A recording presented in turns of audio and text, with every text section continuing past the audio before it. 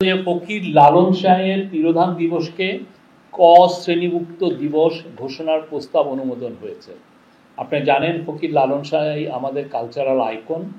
তার তিরোধানের দিনে আমাদের যারা লালন সঙ্গীত বা বাউল সমাজ আছেন তারা এটাকে সারা বাংলাদেশে তারা এটাকে সেলিব্রেট করেন। এবং আপনি জানেন লালন একজন ফিলোসোফার ছিলেন। তার গান আমাদের সবাইকে অনেক মানে যুগের পর যুগ আমাদেরকে ইন্সপায়ার করেছে। বাংলাদেশের মানুষের সংস্কৃতির সাথে প্রতিটা গ্রামের সংস্কৃতি লালনের একটা অবিচ্ছেদ্য অংশ আছে। লালন তিরোধান দিবস জাতীয়ভাবে ক শ্রেণীভুক্ত দিবস হিসেবে স্বীকৃতি পেলে বিশ্ববিদ্যালয়, গবেষণা প্রতিষ্ঠান ও সাংস্কৃতিক সংগঠনসমূহে লালন চর্চা ও গবেষণা আরও বৃদ্ধি পাবে বলে সংস্কৃতি বিষয়ক মন্ত্রণালয় বিশ্বাস করে। এটা আজকের যে ক্যাবিনেটে এটা উত্থাপন হয়েছে।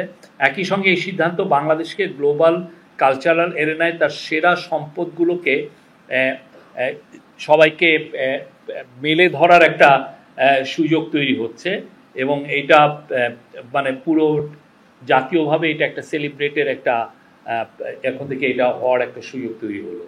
আমরা এটা আজকে আমাদের কাউন্সিল অফ অ্যাডভাইজার এই প্রস্তাবটা অনুমোদন করেছেন। আরও দু একটা প্রস্তাব ছিল যে আমাদের বর্তমান যারা কালচারাল আইকন আছেন, যেমন ধরেন হুমায়ুন আহমেদ, সুলতান আমাদের খুব বড় পেইন্টার, এবং আয়ুব বাচ্চি আমাদের রক মিউজিকের উনি একজন বড় কালচারাল আইকন। তো তাদেরকে নিয়েও অনেক আলোচনা হচ্ছে, বাট আজকে ডিসিশন এসছে যে শুধুমাত্র ফকির লালন শাহের তিরোধান দিবসকে ক শ্রেণীভুক্ত দিবস ঘোষণার প্রস্তাব অনুমোদিত হয়েছে। এর আগে এরকম কালচারাল মিনিস্ট্রির এইভাবে ক শ্রেণীভুক্ত দিবস আছে হলো নজরুল এবং কবি কাজী নজরুল ইসলামের ওনার তিরোধান এবং ওনার মৃত্যু এবং ওনার জন্মবার্ষিকী, এবং নজরুলের এবং রবীন্দ্রনাথ ঠাকুরের মৃত্যু এবং জন্মবার্ষিকী।